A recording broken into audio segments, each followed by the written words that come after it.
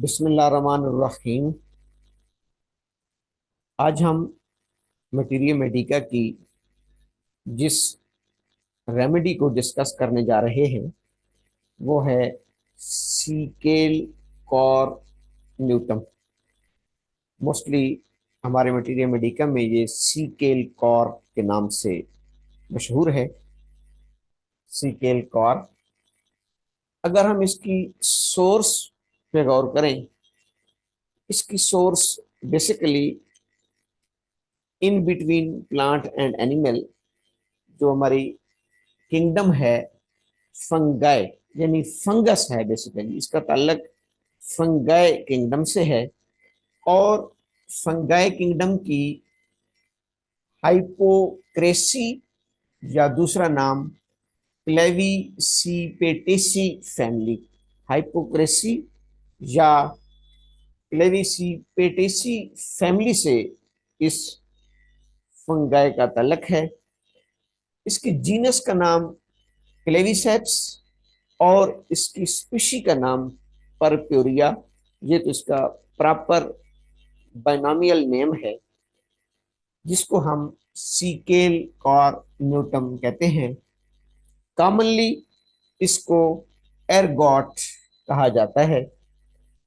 हमारी इस homeopathic medicine को डॉक्टर H.C. एलन ने होम्योपैथिक सिस्टम में इंट्रोड्यूस कराया और प्रूव किया था। Doctor H.C.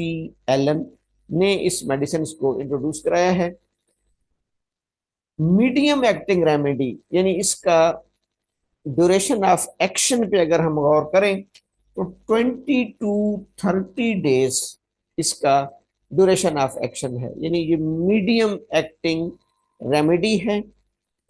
अगर हम इसके मियाज़मेटिक बैकग्राउंड की बात करें तो it belongs to the psoric miasm, यानी ये एंटी सोरिक रेमेडी है, जिसको हम कहते हैं कि ये सोरा मियाज्म से ताल्लुक रखती है। एंटी सोरिक सोरा मियाज्म से ये ताल्लुक रखने वाली हमारी मेडिसिन है। इसका temperament irritable and nervous, irritable और नर्वस इसका पेशेंट होता है। हेमरेजिक इसका डायथीसिस है। और सबसे अहम तरीन, अगर हम इसके थर्मल रिलेशन को देखें, इट इज एक्सट्रीमली हॉट, जिसको हम H3+ कह सकते हैं। एक्सट्रीमली हॉट, यानी इसका पेशेंट हॉट से सेंसिटिव होता है। ये हॉट हॉट रेमेडी है, हॉट रेमेडी है। इसकी तमाम तकालीफ हॉट से बढ़ती हैं और कोल्ड से बेहतर होती हैं। इसकी की नोट में भी ये सिम्टम लिखी हुई है कि all all the elements are better by cold application, all the elements are better by cold application. ये इसका होम्योपैथिक इंट्रोडक्शन है। फंगाई किंगडम, इसकी hypocrisy family, ergot common name, H.C. Allen prover, medium acting remedy, psora miasm, haemorrhagic diathesis और heart इसका thermal relation है। अगर हम इसकी क्लिनिकल एस्पेक्ट्स पे बात करें, थेरापेटिक्स पे बात करें, तो ये हमारी मेडिसिन गैनकोलॉजी एंड ऑब्स्टेटिक्स और बिलखुसूस फीमेल रिप्रोडक्टिव सिस्टम और फिर फीमेल रिप्रोडक्टिव सिस्टम में ऑब्स्टेट्रिक्स में बहुत ज्यादा इस्तेमाल होती है। ऑब्स्टेट्रिक्स, ऑब्स्टेट्रिक्स वो ब्रांच है जिसमें किसी फीमेल के मैरिड लाइफ में फर्टिलिटी से लेकर उसकी प्रेगनेंसी, कंसीव करना, फिर कॉम्प्लिकेशंस ऑफ प्रेगनेंसी, लेबर, इन तमाम मामला को देखा जाता है। तो ये गैनकोलॉजी एंड ऑप्स की एक अहम तरीन मेडिसिन है। इट मीन्स कि ये फीमेल रिप्रोडक्टिव सिस्टम पे ज्यादा एक्ट करती है। लेकिन इसके लिए ये है कि फीमेल का कॉन्स्टिट्यूशन क्या होना चाहिए, उसका उसका जो फिजियोग्नोमी है, फिजियोग्नोमी या कॉन्स्टिट्यूशन जिसे हम कहते हैं, उसमें 3-4 लफ्ज लिखे गए हैं, जो सबसे अहम तरीन चीज ये है कि suits, it suits to the women of thin, thin women, यानी बिल्कुल पतली कमजोर सी। It suits to the women of thin, scrawny, ये सारे लफ्ज वीकनेस, कमजोर, पतले स्ट्रक्चर को जाहिर करते हैं। फीबल, थिन, स्क्रानी, फीबल, कैकेक्टिक, यानी बिल्कुल कमजोर, जिसको आप हड्डियों का ढांचा कहते हैं। कैकेक्टिक अपीयरेंसेस, कैकेक्टिक, CACHECTI, कैकेक्टिक अपीयरेंसेस, हड्डियों का ढांचा जिसे हम कहते हैं। इसके साथ लफ्ज है एनीमिक। ये सारी इसकी, पहले हम ये डिसाइड कर लेंगे कि हम ये किस फीमेल को देंगे। ये तो हमें समझ आ गई कि इसका मोस्ट प्रोबेबली जो क्लिनिकल एस्पेक्ट है, जो क्लिनिकल प्रिस्क्रिप्शन है इसकी, वो गैनकोलॉजी एंड ऑब्स्टेटिक्स में बेहतर है। फिर गैनकोलॉजी एंड ऑब्स्टेटिक्स में फीमेल का की फिजियोग्नोमी कैसी होनी चाहिए, उसका कॉन्स्टिट्यूशन कैसा होना चाहिए। It's suitable to female of thin, scrawny, feeble, cachectic, anaemic and nervous temperament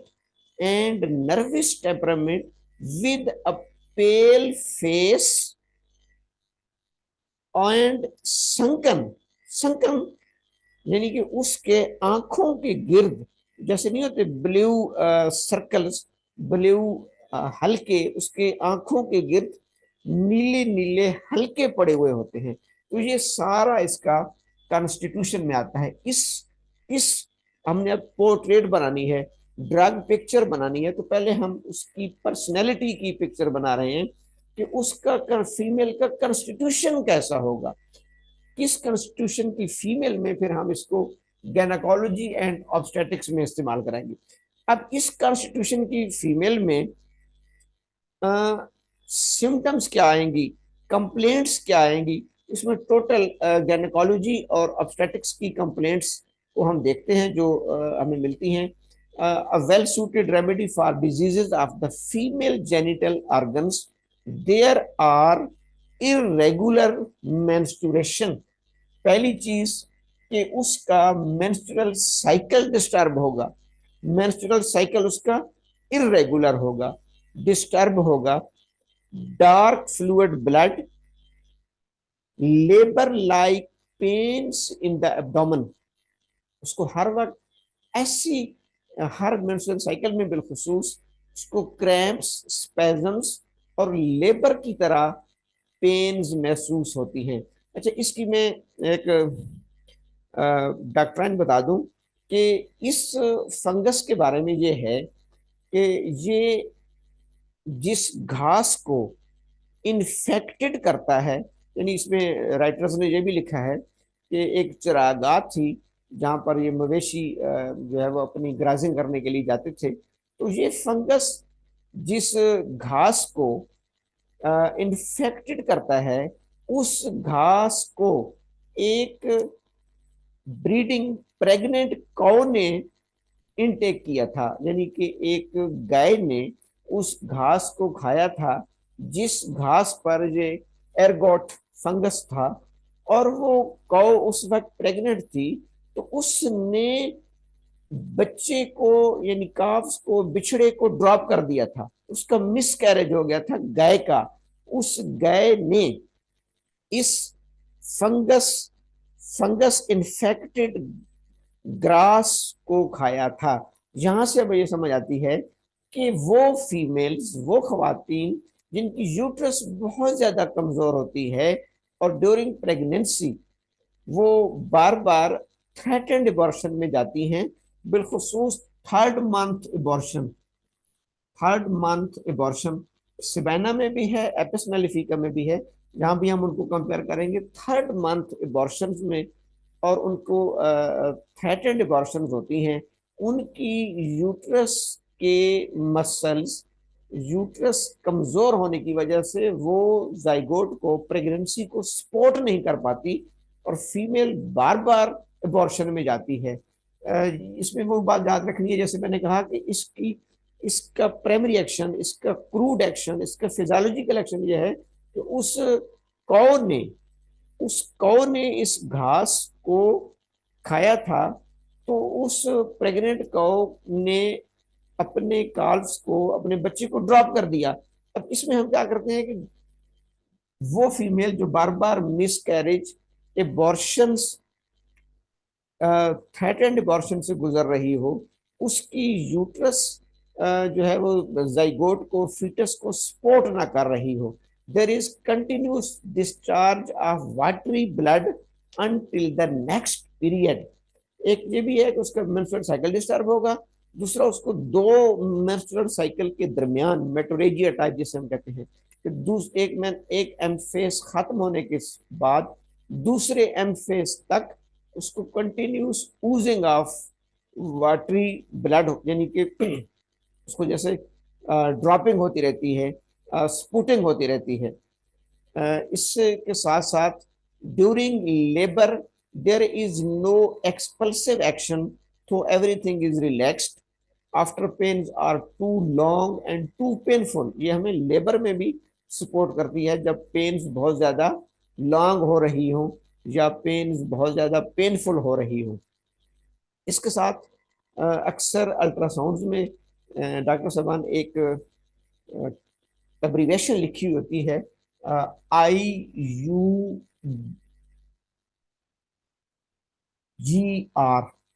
IUGR,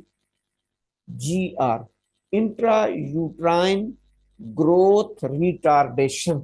intra uterine growth retardation यानी वो खवातीन जिनके यूट्रस में फीटस की ग्रोथ रुक जाती है, फीटस की ग्रोथ एबनॉर्मल हो जाती है। और उसमें हम देखते हैं कि मोस्टली फिर वो उनको जो है ना एबॉर्शन पे जाना पड़ता है, इंड्यूस्ड एबॉर्शन पे जाना पड़ता है, उनको एबॉर्शन करानी पड़ती है, मिस कैरेज कराना पड़ता है, क्योंकि फीटस की ग्रोथ रुक जाती है। अक्सर अल्ट्रासाउंड में ये लफ्ज आ रहा होता है IUGR, intra uterine growth retardation, intra uterine growth retardation. उसके लिए ये बेस्ट मेडिसिन है।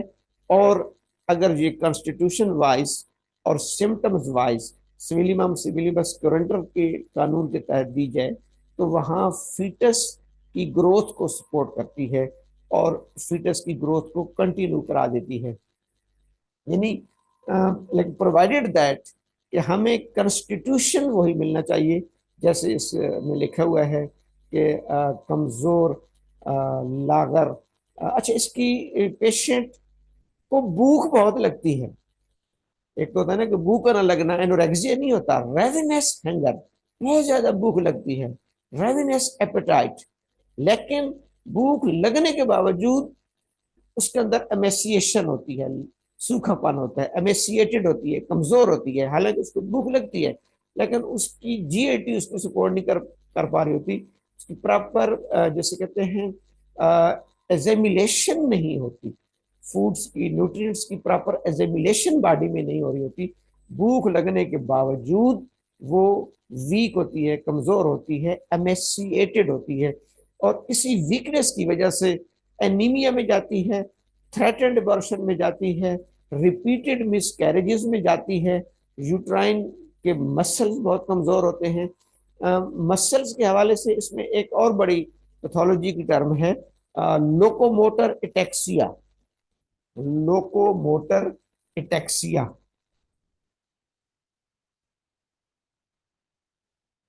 इसकी भी बाज़ हमें पेशेंट मिलते हैं, और उन पेशेंट्स का भी फिजिक यही होती है, कमजोर, लागर, सूखे हुए, अपने मसल्स को नहीं संभाल पाते। लोकोमोटर एटेक्सिया यानी उनके जो लोकोमोशन वाले मसल्स हैं, लिम्स के मसल्स हैं, वो प्रॉपर कोऑर्डिनेट नहीं कर पाते ब्रेन के साथ, उनके अंदर वीकनेस होती है, और उनके अंदर स्लोली स्लोली जो है वो वेस्टिंग होती रहती है। यानी उनका जिसे आप कह सकते हैं कि मैस और डेंसिटी मसल्स का स्लोली स्लोली कम होता चला जाता है। बच्चे आमतौर पर हमारे पास आते हैं जो गिर जाते हैं, अपना वजन नहीं बरकरार रख पाते, प्रॉपर वॉक चल नहीं पाते, अपने मसल्स पर, टांगों पर जोर नहीं देते, लोकोमोटर इटेक्सिया, लोकोमोटर इटेक्सिया में भी हम इसको ध्यान में रखेंगे। और जैसे मैंने कहा कि इसके पेशेंट में, इसके पेशेंट की जो मैस और डेंसिटी है, जिसको हम बीएमआई कहते हैं, body mass index, BMI, body mass index, BMI, जो हम कैलकुलेट कर सकते हैं कैलकुलेटर के जरिए। गूगल पे कैलकुलेटर है बीएमआई कैलकुलेटर, जिसमें हम उसको तीन चीजें देते हैं, एक पेशेंट की एज, एक उसका वेट, और एक उसकी हाइट, जेंडर। जेंडर वो मेल है या फीमेल है, उसकी एज कितनी है, उसका वेट कितना है, और उसकी हाइट कितनी है। ये इनपुट्स हम इसको देते हैं, तो हमें बीएमआई कैलकुलेट हो जाता है। बीएमआई आमतौर पर 18 टू 25 नॉर्मल होता है। 18 टू 25 बीएमआई नॉर्मल होता है। 25 टू 30 ओवरवेट, और greater than 30 obesity, less than 18 underweight, less than 18 BMI is underweight. Sickle कॉर की पेशेंट हमेशा लेस देन 18 बीएमआई में होगी। ये भी इसका एक टेक्निकल फार्मूला है कि इसकी पेशेंट की जब आप बीएमआई निकालेंगे तो वो लेस देन 18, लो बीएमआई, लो बॉडी मास इंडेक्स, यानी वो ज़्यादा, जैसे मैंने कहा कि वो थिन होगी, कैक्टिक होगी, उसके बाद स्लिम होगी, एमेसिएटेड होगी, तो उसका बीएमआई जो है वो भी 18 से कम होगा। क्योंकि ये फंगस है और एक पॉइजन है, इट इज हाईली पॉइजनस, इसलिए इसकी recommended potency 3x and above, 3x and above. इसको हम 3x से लो में यूज नहीं करेंगे, क्योंकि ये हाईली टॉक्सिक एंड पॉइजनस। तो कम से कम अगर फिजियोलॉजिकल डोज में देना है तो 3x, वैसे इसको होम्योपैथिक डोज में, post Avogadro 30-200 is the best recommended potency. ये डॉक्टर साहबान इसकी ब्रीफ इंट्रोडक्शन थी। एक फंगस है, पॉइजन है, इसके कॉन्स्टिट्यूशन को मद्देनजर रखते हुए गैनाकोलॉजी एंड ऑब्स्टेटिक्स में हम इसको ज़्यादातर प्रिस्क्राइब करते हैं, और उसमें कॉन्स्टिट्यूशन और टोटलिटी ऑफ सिम्टम्स को मद्देनजर रखकर हम इसको प्रिस्क्राइब करेंगे। थैंक यू, अस्सलाम।